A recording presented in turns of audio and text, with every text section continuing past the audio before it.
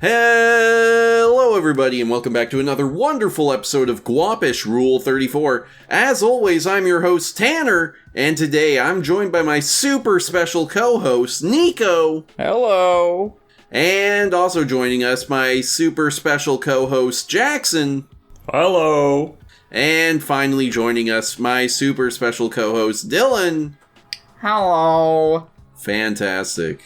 Now all of you say it in unison. Hello. Terrible. Well, boys, another day, another dollar.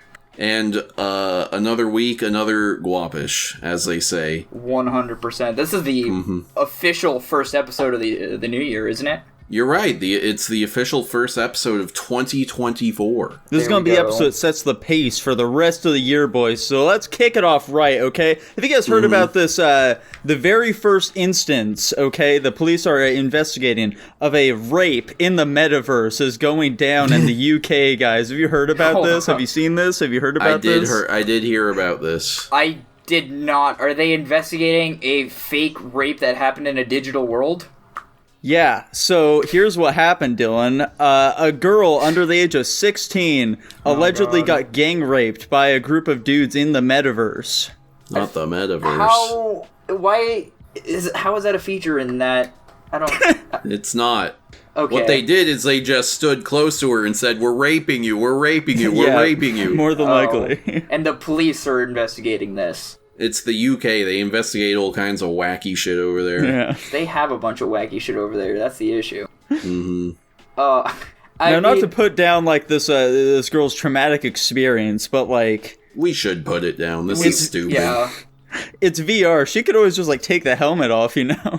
Yeah, she didn't have to be there. She could literally log off the game. There are so many options that could have been used to avoid this. And why'd she dress her avatar like that? Right? She's just begging to be E-raped. Digi-raped. God. Virtual raped. I'm getting grapist flashes. You better stop it. Rapist flash. Grapist flashes. Would you guys be willing to commit rape virtually? I don't know why I would do that. Who would say yes to that question? It's not illegal. I know it's not illegal, but... again, why would you feel the necessity to do that? Guys, this is my coming out story. This is my confession of being raped as a child in the metaverse. So basically, I was playing some game on my granddad's computer. It was like just some online MMO bullshit. I don't even know what it was called. Second Life era. I don't fuck it. It wasn't Growl. But yeah, Online. no. This is one of those games where you could like make your own custom house and invite people to it. And Club some Penguin. No, it was not. It was also not Club Penguin. And yeah, no, some fucking person just came to my place and was like trying to have like sex RP with me. And I'm like 7 years old, and I was like, "This is fucking weird," and I just dipped. Yeah, see, it's that easy. Just leave the fucking game. Have you gotten therapy for that since it happened? I haven't, but it deeply traumatizes me. That's unfortunate. I have flashbacks. I don't know, Jackson. I don't see you as a traumatized person. Do you think you could describe it a little more? That's a fucked up thing to ask someone that's traumatized by something. No, I'm not really getting the picture here. Can you go a bit more in depth? Could you, you know... What exactly did they say? How long did it go on for? Was it good? Was it good? Did you enjoy it? It's okay if you did. It's a do you physical fantasize response. about it at all? Was it irreversible length, or was it Straw Dog's length? Oh my god. A horrible option. Jesus. Truly. So outside of that, and other, like, you know, internet news here, boys, did you hear about this, like, big Insomniac hack that happened? Yeah, what does that mean? How long ago was this? A couple weeks ago. Okay, maybe I haven't heard of it. It doesn't sound familiar. Either that or you're overselling the size of it. Oh, it was huge. Like, apparently, like, Insomniac's, like, full plans for, like, the next 20 years or whatever, like, just out in the open now. Interesting. So for those of you who don't know, Insomniac Games are the folks who have most recently been behind, like, the Marvel Spider-Man shit. Got hacked, The next 20 years, by the way, is nothing but Spider-Man sequels. Oh, God. Basically, yeah, it's just, they're making nothing but Marvel games, it's sounding like. That's kind of cringe. Yeah, so, like, they have a, one of the big ones was a Wolverine game is currently in the works right now. That was a big we one. already knew about that, though. Yeah, like, there was a footage leaked of the Wolverine game, and people were in a fucking tizzy, dude. They're like, what the fuck is this? Well, this game looks so unfinished. What's going on here? This unfinished game looks Crazy. like it's not finished yet. What the fuck? People are so impatient, dudes. There isn't even any blood. Yeah. What kind of a game is the Wolverine one even? It's sounding like it's gonna be pretty similar to the Marvel Spider-Man one, just your Wolverine now. Like, one of the big parts I do think is actually, like, kind of, like, it's a little detrimental to the game overall, I would say, that's also been part of, like, these Spider-Man games, is they have stealth sections in it, which is very strange for Wolverine, a character who's just a big meathead and murders everybody around him. I was gonna say stealth makes more sense for Wolverine, but I don't know go about off. that, man. Yeah, I don't see Wolverine as a tactically stealthy kind of person. I think he has he has a significantly less stealthy personality, but powers-wise, I think he makes sense for stealth. What do you mean by powers? The dude just retracts and has metal claws in his knuckles. I don't know. He's got super smell as well. I mean, And, like, you know, insane regeneration that makes him just the perfect guy to run into a large crowd of dudes and just demolish them. yeah. Yeah, That's what I was just don't thinking. really associate Wolverine with stealth at all. But yeah, with, like, all that shit going down, people are just, like, really hating on Insomniac right now. Like, for some reason, there are a lot of folks out there who have a real hate boner for him. I just don't really get it. Like, Popular. yeah, I It's guess just because so. they're popular and they make games that people like. Yeah, I guess so. Like, with the Spider-Man 2 and, like, the Game Awards, there was a lot of discourse going around with that game on the old Twitter, you know? Just so many fucking people, like, on both sides of it, honestly. There were a lot of people being like, why the fuck isn't Spider-Man Game of the Year? What the fuck is this Baldur's Gate bullshit? No one's even heard of this game. What's going on? And other people being like, look at these sweet clips of Spider-Man. This game is, how did this not get Game of the Year? Meanwhile, they're just fucking cutscenes and shit like that. No actual gameplay is being featured in it. But, like, you know, I think the Spider-Man 2 is a solid game, but Game of the Year worthy, not so much. But also, like, come on, the hate isn't anywhere near deserved. So one of the big things about Spider-Man that does actually seem pretty cool, that not many people are mentioning, is that the fucking, this will sound like really trivial to you, but the fucking, not quick save, what's it called? Fast travel in it is, like, legitimately, like, straight up fast travel. Like, you just, like, click a point on the map and you're instantly there. There's no loading or anything. It's actually, like, that shit's pretty fucking sweet. And I feel like no one really talked about that when the game came out. Like, you know, that's cool. True. But as far as the rest of the game goes, it's like, you know, it's neat, I guess. Now, this is the Spider-Man game where it's Miles Morales and whoever the other random new Spider-Man character is, Yeah, right? the random new Spider-Man, Peter Parker. Well, I don't know. I haven't heard the name. I wasn't sure if it was Peter Parker or not. I mean, I guess they're all Peter Parker in a way, but... No, they're not. Listen, if I knew what I was talking about, I'd make it sound like I was. I'm grabbing at straws here. One of the other big things about that game was just that when it was, like, first coming out, there were a lot of people posting clips about it, where it's like, look at how fucking buggy this game is. Like, you can just break it so easily. Meanwhile, it's people very obviously going out of their way to try and break the game and doing things that you're not supposed to do whatsoever. It's like, you know, come on, guys, maybe chill out a little bit here. Listen, man, people just need something to hate on. I can believe it. You know, the first one, I remember encountering, you know, a handful of wall glitches here and there and, you know, goofy shit where you're, like, knocking enemies, like, halfway through a wall and shit like that. I mean, yeah, like, there are obviously going to be, like, those sorts of bugs in it, but at the same time, it's Right. like, when people are going, like, way out of their way to, like, very purposefully create these sorts of situations, that's when it's like, I don't really care about that as much.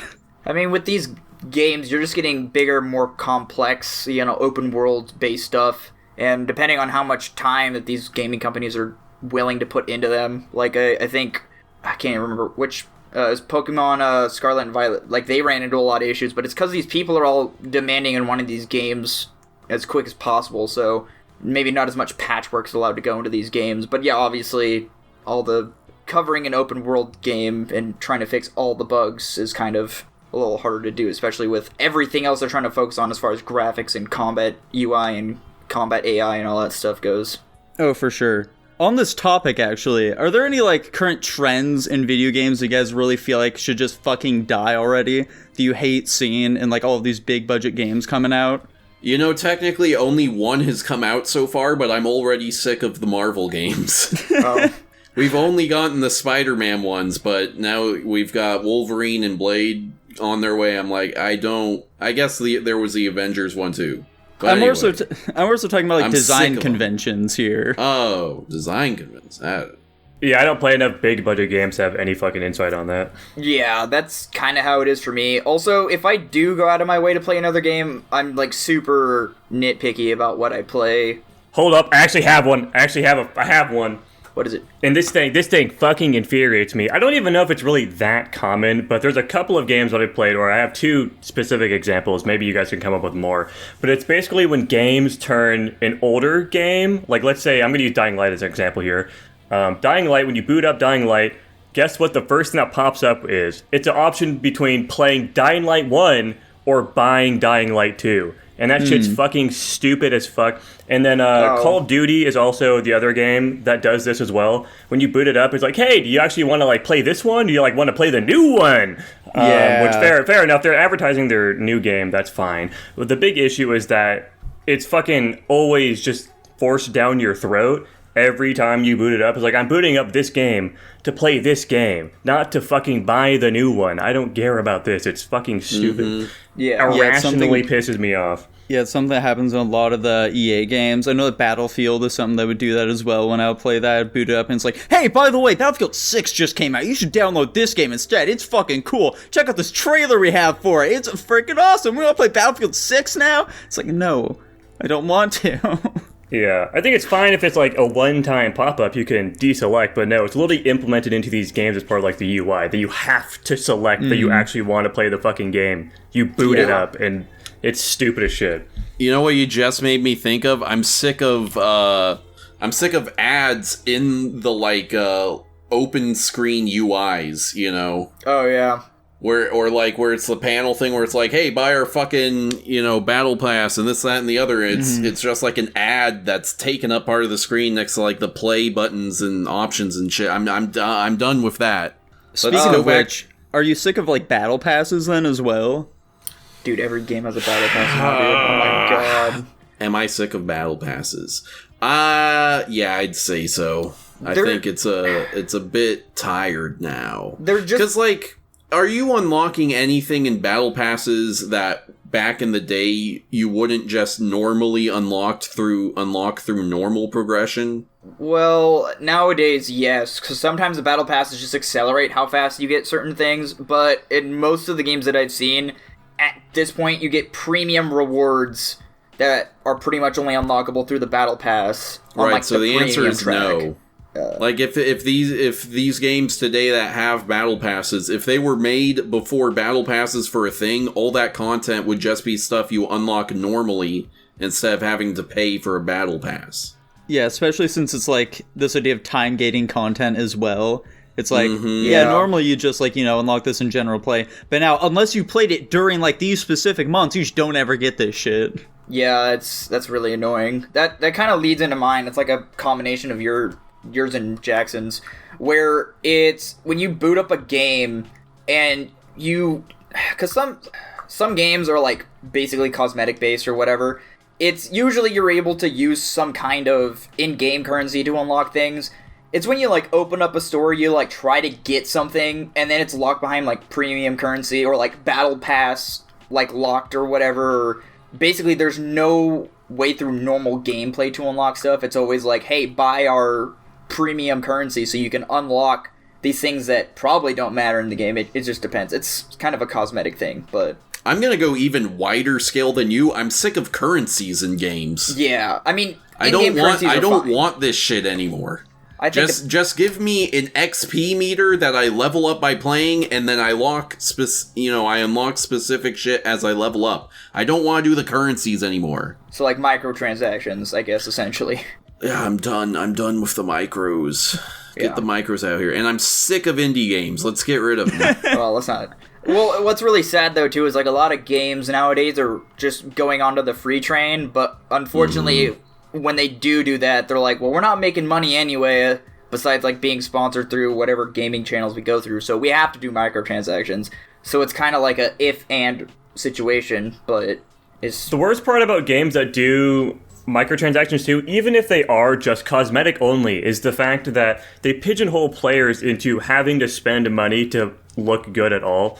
There's plenty of games that do this where it's like, oh yeah, you can only buy cosmetics with the microtransactions, but if you don't spend money on cosmetics, you're just going to look generic as fuck the entire time because all the cool shit is, you have to pay for it. It's no longer how games used to do it where it's like, oh yeah, you did something hard, you get some cool piece of armor or something. Right. There's progression behind these cosmetics you're unlocking. No, there is still that stuff, but it's far more benign than the shit you would ever be able to buy in the cash shop, which is fucking stupid. Yeah. Yeah, I remember with like Halo and shit like that back in the day, it's like, oh yeah, you'll like know how good a guy is because like how sweet his armor is. Like that's just shit that he unlocked over the course of his play. Or it's like, oh man, he like got this one piece of armor because he did this really hard achievement. This guy must be awesome. Just that sort of shit. Whereas now it's like, the fucking dude, he's got the Peter Griffin because he paid $50 on Fortnite. Dude, fucking Fortnite is such a melting pot at this point. It's insane. Yeah, and I hate diversity. One of the big ones for me personally, though, the thing that I really hate, that I want to get fucking removed from these games, is fucking just like... Women. No. Yes, but no.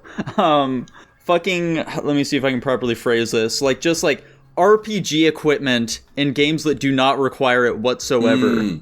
Okay. You have these fucking... in Avengers. Yes, like Avengers, like fucking God of War, like for the Spider-Man, shit like that, where it's just like...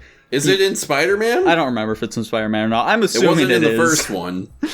Maybe it is. I don't remember if it is or not. I hope they didn't add that shit. Like, the only thing they had in Spider... They had different costumes, but it didn't, like, give you different attributes or whatever. Yeah, I don't remember if it is or not. But the point is... Just like these fucking games where it's like, oh my fucking god, this enemy just dropped this new piece of loot for me. It's this like a chest piece that gives me +4 poison resistance. No way, this is game changing. Just shit like that. And it's like just all these really incremental increases over the course of the game where it's like you don't even notice that any of this shit is doing anything. What's the point of this being here whatsoever? Like none of it changes the actual gameplay whatsoever. So what's the point? And so they can pigeonhole grinding into if they need to as a backup plan for monetization. Yeah. But, like, that's also the thing. Like, most of the time, these games don't even require grinding. They're just there for no reason. Dude, imagine if they added grinding to Spider-Man. Oh my god. Shit. I mean, I got the Platinum Trophy in the first one, and so there is some grinding involved in that then, because one of the things you have to do for one of the achievements is you have to, like... Get a 400 gear score. No, it's not a gear score. They have those, like, random car chases that happen, and there's, like, 5 random car chases in, like, each of the 5 boroughs, or sections of the map. And, they show up randomly, so you just have to kind of swing around the city for, who knows how long, waiting for these car chase events to happen so you can stop them. Do they happen at, like, a specific place, or do they just kind of happen randomly over time? They usually will just, like, randomly pop up near you. Oh, gotcha. So there's not, like, even a guide you could follow for, like, this is where each of the car chases take place. No. It's literally just, like, hang around in the area of the map you want it to appear, and eventually it'll show up. That sounds like a very fun time. Oh, yeah. A lot of the checklist open world content in the first Spider-Man was tedious as fuck. They got all those pigeons you can catch and all the backpacks to collect and all this nonsense, and I did it all, but... Yeah, that's like, right now, I'm in a really weird spot with Pokemon Legends Arceus, because in order to truly beat the game, and as, like, a final requirement or mission or whatever, you have to complete the entire Pokedex, and right now I'm on, like, the 3, like, Tornadus, Thundurus, Landorus things... Except they're, like, super aggro, so you gotta do, like, some shit, and then I end up killing them, so I have to wait for them to respawn, but, yeah, like, super tedious, grindy stuff like that is just, like, I just want to play my game and then be done with it. I hardly ever complete any of the Pokédexes in the Pokemon games anyway, but I guess one other thing about games that people try to do is... Because you said it's like having stealth in the Wolverine game. It's trying to make a game something it's not, and the only example I really have is GTA 5, because they put stealth mechanics in GTA 5, which doesn't make any sense, because the AI in GTA is not set up for that, so it just bugs out whenever you're trying to do stealth missions, which makes them literally impossible unless that's the only point to the mission. I mean, only point. So because it just, it screws with the game's intentional original design and bugs and all that stuff. To be fair, though, stealth is hard in games. Even games that are built for stealth have a hard time with them, like that new Gollum game. But, in addition to that, these other games also have implementations that allow for stealth. In GTA, you can kind of crouch and that's it. You can crouch and you have suppressed weapons. That's all you got. And games where stealth is, easier, I think Assassin's Creed, where you can hide in shit, hide in crowds, use smoke, or you have, 5 options to disappear. That's what I consider a stealth game, is when it's actually intended for it. Mm-hmm. Yeah, it's games forcing in alternate mechanics that aren't really the game isn't fucking built for it all. Yeah, just they're trying to break up the gameplay loop a little bit, like the Spider-Man game, guys. Mary Jane, she's also in those games. Yeah, she appears as well. You know what? Fuck it. Maybe the Spider-Man games are bad. I'm on the side of those people now. Yeah. Fuck those games. And now she's ugly too. That's true. They made her ugly, or whatever that controversy was. Oh no. And they also changed Spider-Man's face, which is weird as fuck. That's why Why did they do that? That's why I didn't think he was any of the Peter Parkers. That's why I was confused. He is a Peter Parker. What are you talking about? Dylan, do you think that you're into anime because of the amount of anime that you've watched, or is it just the dedication you have to it? So I guess in the context of you slot out time to watch said anime compared to I guess it's a dedication over duration kind of thing. Are you into anime just because you've watched so many episodes, or are you into anime because you love the characters in it, you love the story it's telling, you'll time out your day or your week to go and watch this anime, you can't wait for the next season to start, stuff like that. So you're kind of just asking if we're falling for the sunk cost fallacy. That's exactly what I was going to say, Tanner. How does that work if you don't spend money? I'm confused. It has nothing to... Are you... God damn it, Dylan. The sunk cost fallacy has nothing to do with money. It's just spending some amount of anything, or a lot of it. So, you're spending a ton of time watching anime, and you might want to keep doing and spending more time watching anime because you've watched so much of it already. That means you're falling into the sunk cost fallacy. If you don't actually enjoy it and you're just doing it for obligation, some weird sense of obligation, that's because of that. No, because I feel like you wouldn't be in anime if you're doing it out of obligation. What's the point of your question then? It wasn't my question. Yes, it was. Oh, okay. I was trying to translate. What's the point of you posing it to us? This would have made a lot more sense when I posted this topic 3 months ago. Okay. It was... Okay. I'm cutting this entire part out of the episode. That's What's the context, though? I don't know. I was at work and me and my coworker were talking about... I think we were talking about Demon Slayer or something. Either that or My Hero Academia. It was one of the two. It was probably they were pretty far into it and they don't want to see it through to the end, but they don't actually really care for it that much anymore. It's just they've watched it for so long they want to just keep watching it. I don't know if that necessarily was the context, but I don't remember the context anymore because it was too long ago. That seems like realistic context. There's definitely been shows like that before where I'm 50 episodes into this shit, specifically Hunter x Hunter. I was this isn't really my thing, to be honest, but I'm going to keep watching it because I'm already 50 episodes in. That's the issue. We were both super into Demon Slayer and My Hero Academia. Actually, I got her to watch My Hero Academia, and then I think we were both watching Demon Slayer, and we just happened to find that out. So we just talked about My Hero Academia and Demon Slayer a lot, and then this topic popped up somehow. I don't remember exactly what it was. Yeah, I do that with tons of shows. I'm probably doing that with The Walking Dead right now, because I know it's dog shit, but I keep listening to it, or watching it, I was rather. gonna say.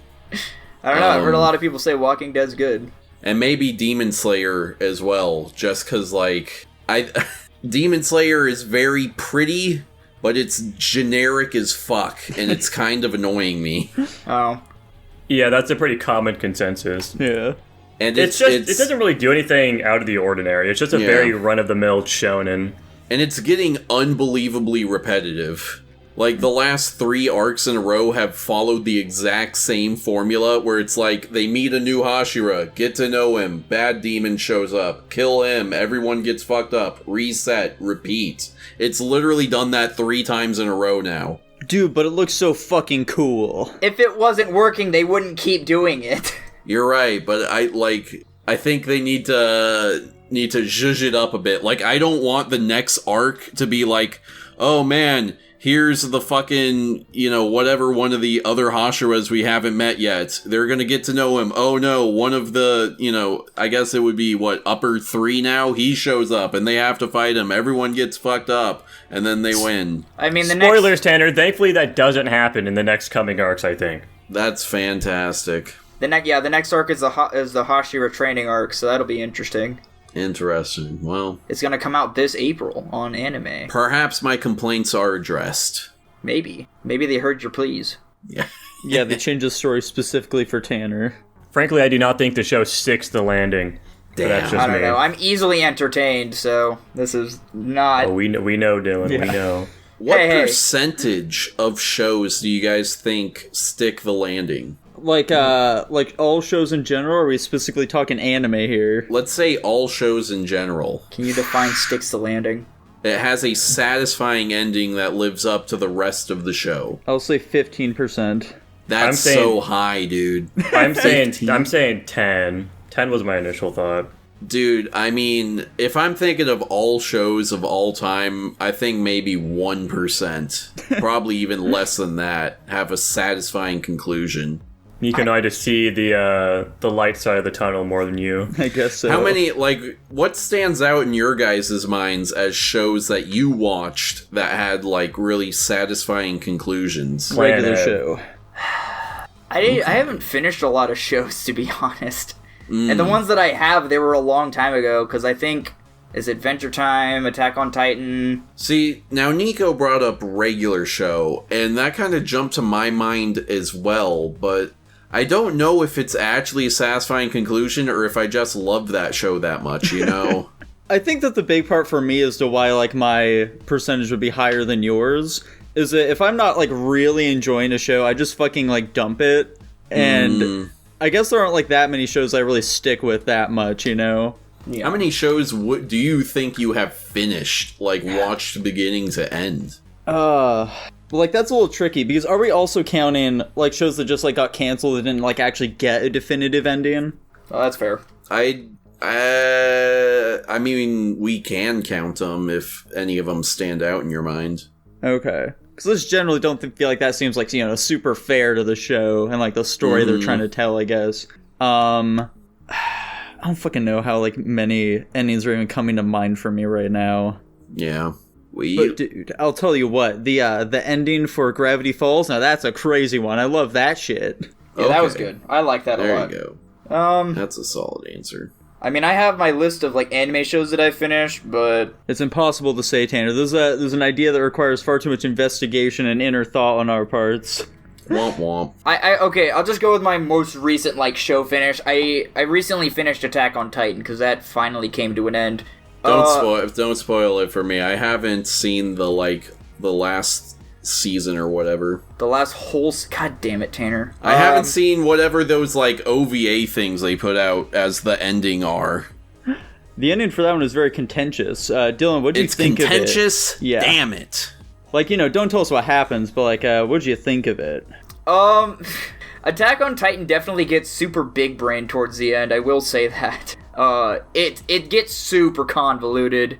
I can't really say anything else beyond that. Did you like it or not like it though? I liked it enough. I wasn't. I was kind of sad. That does not bode well. It was a good ending. It was a good ending. It's just it didn't land where I thought it was going to land. It didn't end the way I could ever imagined it could have ended. That's why I was Damn, it's gonna be some "it was all a dream" bullshit. It's super. It's gonna arbitrary. be like the end of Evangelion, some dog shit like that. I want to say you're wrong or right, Tanner, but unfortunately, I'm obligated by. Right. Maybe if I go in with low expectations, I'll be pleasantly surprised. There you go. Just keep your memory refreshed and your mind open because you're gonna definitely need it for this whole last season. It gets up there, dude. They actually play the entire series at 100 times speed. And then they do an ending. I'll say that King of the Hill has a pretty solid ending to it, I literally don't even remember how that one ends. The final episode is the fucking it's the one where Bobby goes like the fucking like meat grading thing, you know? It's like he has to like test meat or whatever. He's in a big meat competition.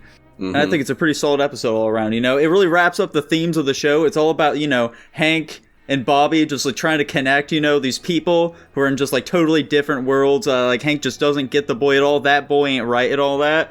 And at the very end, the final scene is them grilling together, dude. They get their own grills, they grill up a little bit, and like all the neighbors come over to get some burgers. It's great, dude. It's a very beautiful ending. And then they ruin it because it's not actually the final episode because fucking... the way that shows are aired is really fucking retarded with a lot of these adult anime comedies. Futurama is a big like proponent for this. It's a major issue with that one in particular. And yeah, with fucking King of the Hill, they just air like some random fucking episodes where it's like fucking Hank and Con just having some feud or some bullshit. I remember that, yeah. Because they air them as they make them, but they don't necessarily make them in order. I don't know exactly what the idea behind it is. A lot of shows will have like a production sort of like a release, and then there's also like an airing release sort of thing. You normally want to go like production because that's like, you know, the actual way in which like the creators wanted you to watch it. But then sometimes the fucking, what's it called? Not company, the channel, I guess. They just air them in entirely different orders. Like for fucking Futurama, there'll be like a season, like 3 episodes that come out in like season 5 or some shit like that randomly. It's like really strange. It doesn't make any sense. Yeah, that's funny. I got an interesting question for you guys. Do you think that in our lifetimes we will see The Simpsons end? That's a real tough one, you know, because like in our lifetime, all of like the main actors are going to die. But Yeah, we're 100%. living in the age of AI now. That's starting to pop up, and so I feel like by the time that they're getting like too They old could to also really just keep going, replace them, but yeah, they can do AI. How many of the original ones are still like the current actors though? I think most of them are. We haven't really seen any major deaths outside of like fucking the voice actor behind Mrs. Krabappel. That's about it for the most part. Crazy. Yeah. I feel like if it was going to die, it would have died by now is the big issue. The big thing, though, Tanner, is that The Simpsons is currently undergoing a renaissance. People are enjoying it much more as of late, so who knows? It's back on the up and up, dude. Yeah, but like, I mean, how long has Simpsons been going so far? 35 years? Yeah, some shit like that. I think so. Like, so within our lifetime, if they go the entire time, we could probably realistically see Simpsons hit 100 years. Do you think, I don't know, are you willing to bet on that horse? I don't think so, no. I think it would definitely be an interesting concept to see happen. See, my thing is just like, I'm like, there's no way a show could last that long, but also like, there's not much reason for it to have lasted this long anyways, so... Yeah, I mean, it seems like just in general, shows tend to last a lot longer nowadays as is. Like, fucking, what season's like Bob's Burgers or some shit on right now? It's like season 15 or some shit. Yeah. Cable shows last longer, yes. Streaming shows, they like throwing those things in the dumpster immediately. Yeah, unless you're Big Mouth. That one's never gonna die. yeah, I think for that they some actually reason. announced that Big Mouth is ending, but still. Finally. Jesus Christ. What's another long-running show that maybe could end within our lifetimes? Jackson, what's that fucking anime? Like that family anime? Yeah. Crayon Shin-chan or some bullshit? I don't know, but yeah, no, that's just been running for 1,000,000 years. It'll never end. Gotcha. How about SNL? Is SNL gonna go away in our lifetime? I kind of doubt it. I hope so. Well, actually, here's a question for you guys. If The Simpsons does end, how long do you think it'll take before it gets rebooted? A year. I was gonna say about a year. Oh my gosh. Because once it ends, what's gonna happen is they're gonna end it because they're like, okay, there's no interest in the show anymore, and no one has any inspiration to be making it anymore, so let's just end it. and then the nostalgia immediately hits once it ends, and they're like, well, maybe we could capitalize off of all these people that want to see it, and then so they'll reboot it like a year later. It'll go on for like a season and a half, and then it'll end again, and we'll have a really shitty ending now to what I'm gonna assume is a fairly clean ending here. Yeah. Do you guys know that there are like a bunch of Phineas and Ferb movies that have just like kept coming out ever since that show ended? A bunch? They just like keep putting them out. Let me check. I don't know how many exactly there are. I think there are like fucking 4 of them that have come out since the show ended, though. That's crazy, dude. Have The Simpsons repeated any plots yet? 100%. Okay. I don't Yeah, know, they've yeah. recycled plots quite a few times. That's another one of those, you've been going this long, I don't see how you couldn't have done XYZ.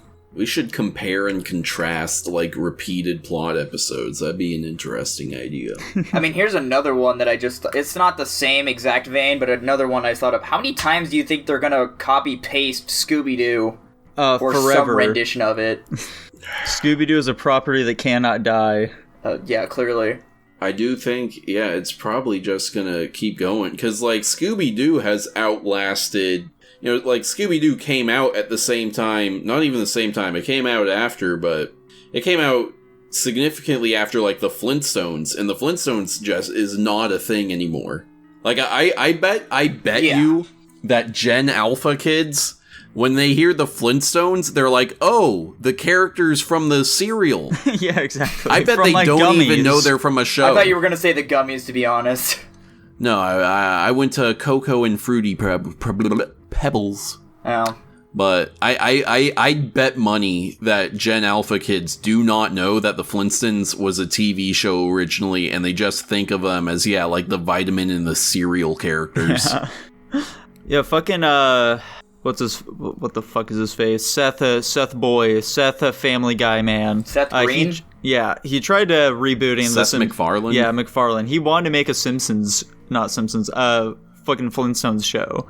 But, unfortunately that fell through. I would have really loved to see what his rendition of them would have been. I don't think it would have been good. No, I don't think so either, but I wanted to see it. True, yeah. And speaking of wanting to see things, guys... Guapish at the movies. What fucking music was in any of these movies this week? I feel like the Goofy movie and Superman have some pretty iconic music, but I'm also blanking right now. Plus, on a sick jazz theme from Metropolis. There you go.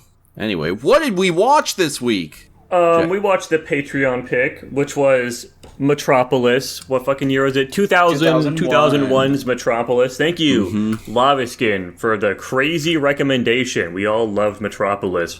I guess I'll give the plot synopsis to this one. This is a funny movie because fucking Tanner and I were trying to like break it down after we watched it, try to like conceptualize what was happening. So I'm going to do my best to reiterate that in the synopsis here. So basically, we've got this is what the fuck? It's not an ambassador, but it's some Japanese guy and his. He's like an investigator. Yeah. Private investigator. Yeah, like a he's a private investigator. He's not and a private investigator. He's Yes, a he is. public one. He's sure. He's some investigator, and he's got some kid with him who I think is related to him. I think He's He's his and they- nephew. He's his nephew. Okay, yeah, and they're trying to find Dr. Lofton or whatever his name is. He's some Lafton. guy. Lafton, who, yeah, Terrence's just gonna correct me in every fucking thing I say. And because they're under suspicion of him using human body parts for robot creation. So they're on the hunt for him. At the same time, we're also seeing whatever the fucking evil guy's name is, I already forgot. He is trying to create, like, the perfect super robot android thing to basically, like, recreate the world with his, fucking, what the fuck is it called? The pyramid Ziggurat. thing. The ziggurat. Yes, Ziggurat. man, this movie's really dense. I'm Ziggurat. forgetting all the terms for it. I should not have been the person to describe this. So yeah, they're trying to create the ziggurat here, and and the fucking robot chick is the keystone of this, right? And there's also some guy who's like the son of the evil guy, supposedly. And he is trying to stop the robot girl from taking over because he thinks the evil guy should be the one in power and not the robot. So yeah, he tries to kill the doctor, or the doctor, whatever the fucking guy is, and then the robot girl that he's creating. Shit goes up in flames. Private investigator guys find the robot girl. The kid finds the robot girl. Private investigator finds the doctor in his notebook. And then trouble ensues, right? There's a fucking political revolution with the underclass who doesn't like robots because they're taking all their jobs. And then the fucking evil guy uses this to capitalize on basically throwing a coup over the government of this country that they're in. They seize the power, and then they fucking try to get the robot girl back so that, they can complete their plan, which they do. They get her back successfully. And then there's some confrontation scene where the robot girl is, getting turned into her true form or something, where she gets connected to the computer or something and can have full control over the robots. And she immediately is like, okay, I fucking hate humans. I'm going to kill y'all in like 30 minutes. Get ready. And she tries to do that, and then the fucking son of the evil guy clicks a button and the whole fucking place explodes. And then the nephew guy is trying to reconnect with his friend Tima, the robot girl, but she doesn't remember her and she falls to her death. And then later on at the end of the movie, he's trying to find the pieces of her or something, I think. And then the movie ends. Now, Dylan, what did you think of this film? Oh god, this is gonna be rough. I thought this movie was pretty cool. I liked the animation style. It, for some reason, reminded me of, the old animated Astro Boy. At least as far as I think his name was Kenichi, was concerned. You reminded me of Astro Boy a lot. Yeah. It has a very similar art style. The animation was very fluid. I liked how, I thought the animation was incredibly good for 2001. I guess I shouldn't even be shocked at this point how well anime movies are given their time period. I thought it was really funny how a majority of the time the music that they were playing did not match the visuals.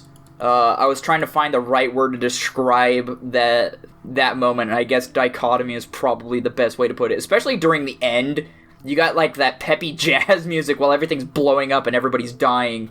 I can't say I was 100% satisfied with the end of the movie, though.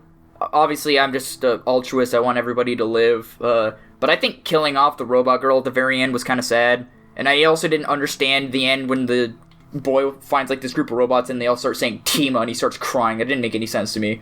So it's not super high on the end of the movie. But other than that, I thought the plot flowed fairly well. I was trying to find the similarities between this and what I would assume was the Metropolis we watched, which I was assuming is what this movie was based off of.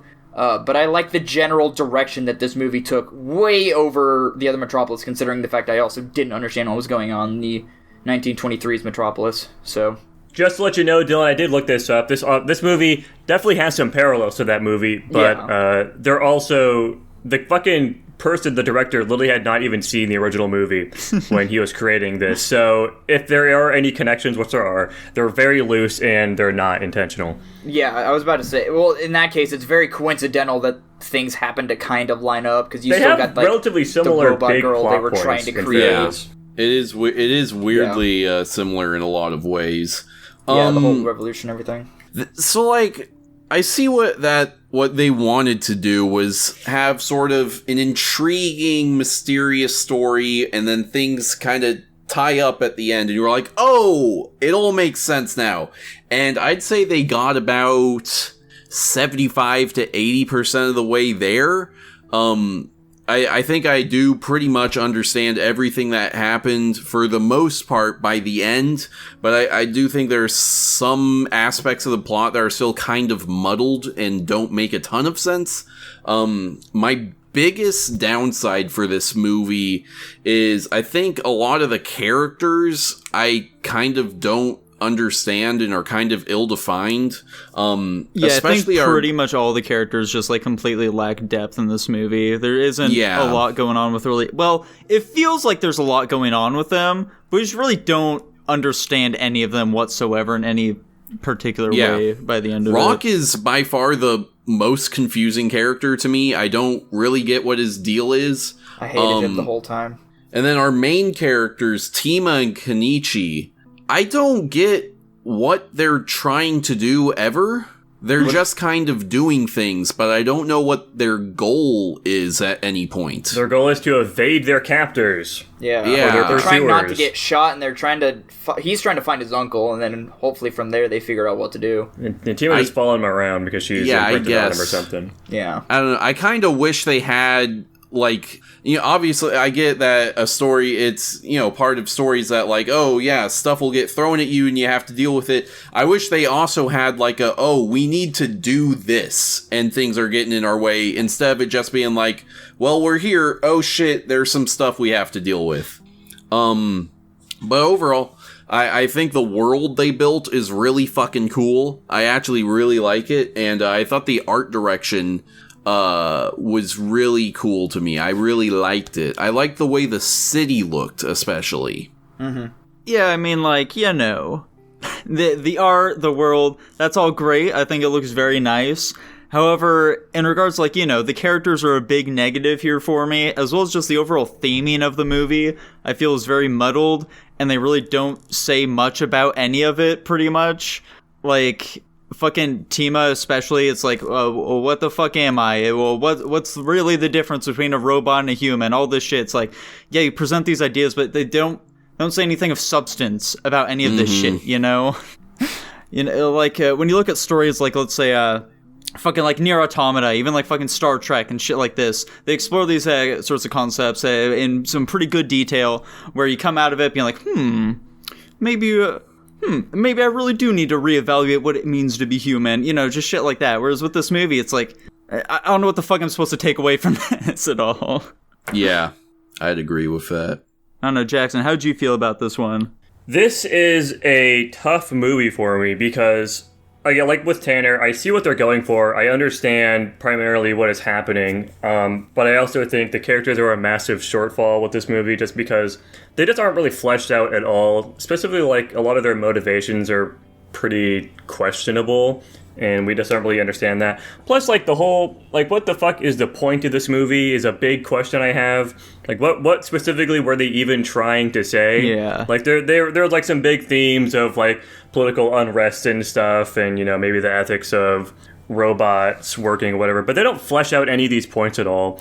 It's kind of like we're just watching some spectacle, and that's basically it. There's nothing of substance really happening. Specifically, though, what we were watching, that spectacle, was fucking incredible to watch. I think the animation was really, really good. It was super detailed. All the environments were really, really gorgeous. But also, there is a shortcoming to that being that they kind of suck themselves off a lot with some of the shots. Like, things don't have to be moving 24/7, and we also don't need so many fucking setting shots. This movie is really slow because it has so many fucking setting shots where it's just people like walking through somewhere, which is cool. I enjoy these scenes because, you know, it's just fun to look at them walk through these like really detailed, interesting environments that build the world up more. But they don't really mean anything, and there's so fucking many of them. They really drag down the pacing a lot of the time. Yeah, honestly, I think the movie was very entertaining throughout the entirety of it for me. I don't think I was really ever bored by it, and I think it's interesting to think about what it was trying to say. I think it's a fun ride, but it definitely does have a lot of shortcomings for it for me. Yeah. But I suppose, boys, that we should maybe get onto the rankings here now. Dylan, what are you ranking this one? Yeah, I really enjoyed this movie. I thought it was animated super well, all that stuff. Like I said, the ending was shortcoming for me, at least, but I still really enjoyed it. I gave it an A+. Damn. Wow, that's really high. That is very high. I think, personally, I'm going to give this one a C+. Damn. I also gave this one a C+. I also gave it a C+. Holy shit. It's another one of those movies, boys. Yes, sir. It's fine, it's chill. That landed at a B. I will say, when you guys started saying something about, like, I don't understand, the characters don't have depth and all this, and the environment shots, I kind of sat there and I was like, what? I don't know what that... Yeah. What do you mean you don't know what that has to do with anything? We're paying more attention to this stuff than you are, dude. It's fine. Yeah. You're not looking at... When we're watching movies, we're looking at stuff like that. You're not paying attention to it, and that's not a bad thing, necessarily. Let's go. Hey, you're a good, simple man, Dylan. You should have a lot to learn, that's all. I haven't learned yet. Anyways, yeah, B for Metropolis, which is honestly... Alright, okay, anyways, we're going on to Tanner's pick of the week here. We've got the 1978 3-fucking-hour-long film, Superman. That's right, guys. It's Superman. Now, Superman is the story of Superman. Mm-hmm. He's the Man of Steel, as it were. Well, not back then, but... And that's all there is to this movie. Anyways, on to the ranks, boys. So, I gave this movie... Dylan, what'd you think of Superman? I actually really enjoyed this movie. To be honest, I enjoyed more of like the civilian life Superman shots than anything else. It added a lot of character to Superman, because I think one thing that people constantly forget is like they only see Superman as a super strong, super invincible dude who can shoot lasers out of his eyes and cold breath out of his face and all that shit. They forget he's also a person and not some omnipotent god to fear and yeah, worship. and I They like forget the whole, man part, if yeah. you the will. whole thing they had. Yeah. So I don't know, and I think what was this movie, like 1978 or something weird like that. It was a 1915 movie. It was hit or miss on the effects. The effects were either really good or they really were not good. A couple of the not good moments that stand out to me were where the fucking flood was careening down the ravine, and Superman was just pushing a bunch of rocks to like block it. And I get they had to work with what they had, but like it just looks so fake. I couldn't not ignore it, because it's literally just a bunch of little pebbles and it's literally just close-up shots. Dude, how the fuck are you not using him flying constantly as the example of really bad practical effects in the fucking rocks thing? That thing is funny as shit. I think compared to the rocks thing, the flying didn't look as bad. No way. How about him running against the train? Yeah, the running when he was a kid, that was fucking hysterical. Yeah, that was kind of funny. I looked at that and I was like, I don't think any normal person runs like that. Like, why would they make him run like that? He runs like a fucking Muppet. Yeah. Yeah, it was kind of goofy. But yeah, I don't know. In my opinion, the flying really varies in how good it looks. There are some scenes where the flying, I think, looks pretty solid, and then probably most of the time when he's flying, it looks bad. But I think there are points where you're like, okay, cool, that looks like decent, like he's flying. I get it. Fine for its time. Yeah. A mistake they were making a lot is they were forgetting to make the cape flutter. It's just like sitting flat against his back and he's doing this or whatever. I'm like, Yeah. Did you like when we like flew all around the world though? That was pretty sweet. I was actually like, this actually looks pretty good for 1978. Yeah. Like, that didn't look terrible, in my opinion. Yeah, they just, like, set a globe up and, like, recorded it spinning around a little bit. Then they just, like, reversed that image, and it was pretty good. Yeah. You also just reminded me, they, I don't even know if I'm going to use this word properly. They retconned their own movie in their own movie, with the whole time travel thing. You know, Lois Lane, like, died in the car. One, he could have just flown her to a hospital or something. That was pretty fucking dark. Yeah. So instead, they just had him fly in reverse to, like, reverse time.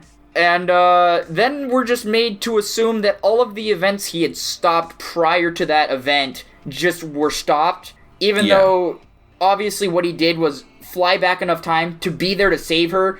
But, like, if you think about it, all the things that reverse, like the dam breaking and all that shit, all that still happened. Are we just supposed to assume I think we're supposed to assume that he, like, his past self is still there to stop it, or I don't something. know. That's some time travel bullshit that I don't agree with. Yeah, that was pretty silly. So, I was like, you guys can't reverse time, have him be here, and just assume all that other stuff is fine because he fixed it in the past. That's not how the time travel works in any fashion of the mind. Yeah. I thought it was nice again to see like what daily life was like for these folks back then, though. Yeah. Like, you know, just seeing all these people fucking smoking everywhere. All the... just like the general fashion of the time. I think just little time capsules like that are neat to see. Yeah, that was pretty fun. Well, overall, what did you think of it, Nico? This movie was fucking boring. Yeah. This shit was slow. There's barely any Superman action going on.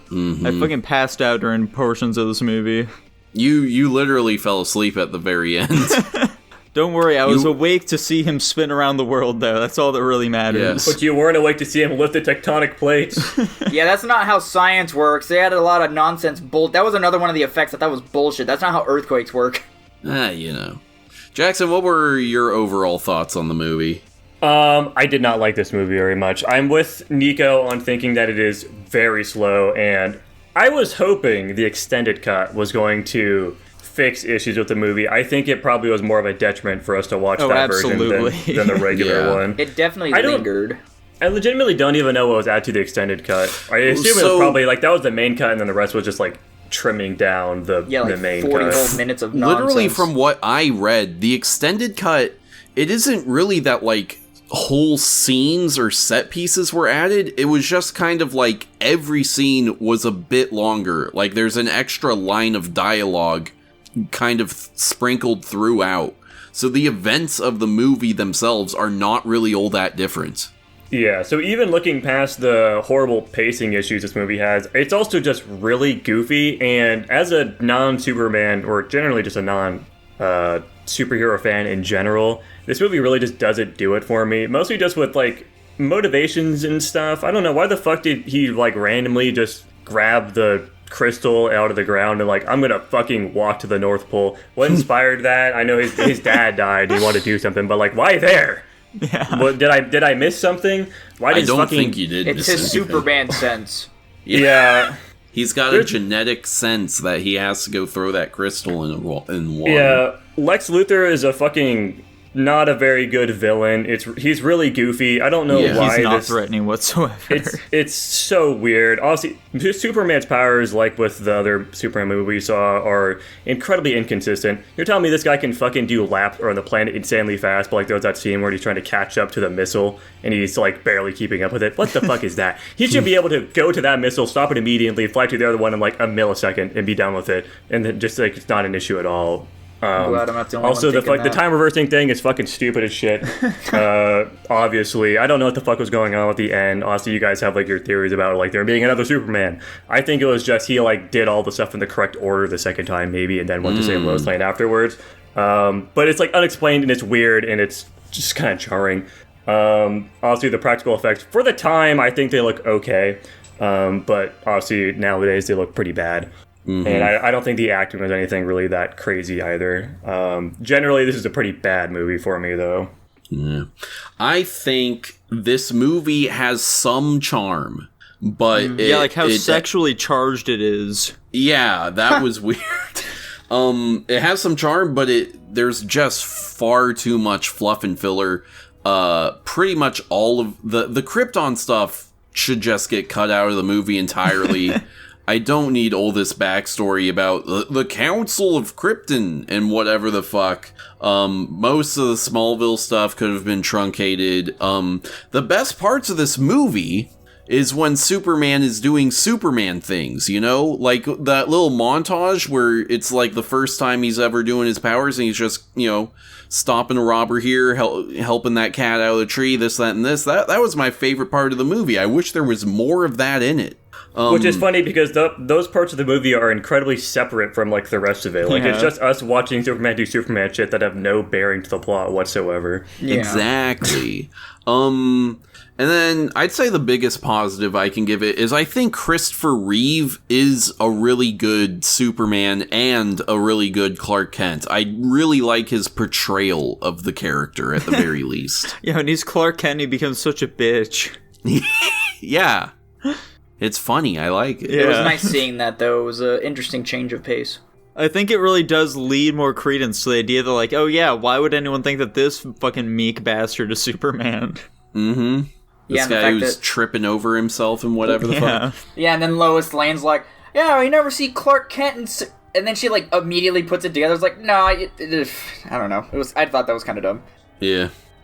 Anyway, I guess let's move on to the ranking. I guess. Yeah, sure. Why not, dude? You want to kick us off? I'm gonna give this one a flat C. Uh-oh. Whoa. Dylan, personally, how about you? I gave it a flat D. Personally, damn fuck Dylan. I beat you to it. You son of a bitch! I want to give it a flat D. Dylan, what are you giving it? I've been given a lot to think about here. You know, I'll give this movie a B-. That's absurd. The crowd's in awe. Anyways, that puts Superman the movie at a C-. I thought Tanner was going to rank this higher than me for like 100%.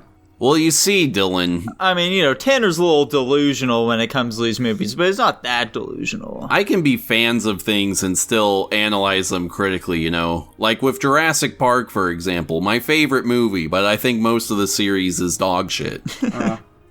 Anyway, speaking of dog shit, we've got the last movie we watched this week. Nico's pick. Got him, dude. A goofy movie. We watched a very goofy movie. This movie is about Maximum Goof and his big old daddy Goofy. You see, Max is growing up, okay? It's a coming-of-age story of Max just wanting to lay some fucking pipe already in that hot babe Roxanne, but Goofy's cock-blocking him by wanting to go fishing, okay? This movie gave a lot of people fetishes, I think. This was a major sexual awakening for many people growing up. And they go on a road trip, and hijinks ensue. Then they go to a big concert, they meet Michael Jackson, fucking Max gets molested by him, and then the movie ends. I don't think that ending's true. That's real. I said it, That's therefore our it makes it headcanon. fact. So the Goofy movie, I think that this movie does live up to its namesake. I think it is pretty goofy. What do you guys think? Is it goofy? I think It it's is, in silly. fact, goofy. Jackson, we're waiting on your status of goofiness. I think it's an okay amount of goofy. So Jackson, what you're saying is that you view this movie as just a movie, but not a goofy movie. Yeah, I think it's a pretty generic movie, frankly. That's true. This film is very generic. It uses a lot of tropes that are present in plenty of other films. But, you know, I feel like, I don't know, I guess in some instances it kind of, you know, it makes them their own a little bit here and there. But yeah, generally for the most part, it's incredibly tropey. What the fuck is going on the box art of this movie, by the way? There's some fucking... Why is there a smiling fish on the box art? Now I gotta go check this out. Because Hold they on a went second. fishing, remember? Whoa. Yeah, look at that. I don't have a ton of thoughts on this one, so I'll just give my couple of thoughts. I think the songs are pretty solid. I don't remember this song being as musical as it is, but at the very least, I like the music, so that's good. Yeah. And then just generally, I like the characters. I think they're pretty much all funny. I like their little archetypes and tropes and this, that, and the other. And yeah, that's kind of everything I have to think about it. Yeah, you know, I enjoy the relationship that Goofy and Max have built up here. It feels very relatable. You know, pretty much anyone can relate to the idea of like, your parents like cramping your style. You just want to get out there, you know, be your own person. But meanwhile, they're like, hey, I want to bond with you. I want you to love me. Mm-hmm. But it's like look, I love you. It doesn't need to be said. Let's just do our own things here, okay? I just want to fucking get into that dog poo tang, okay? Man, I was gonna say something about this movie, but now I don't want to say it anymore.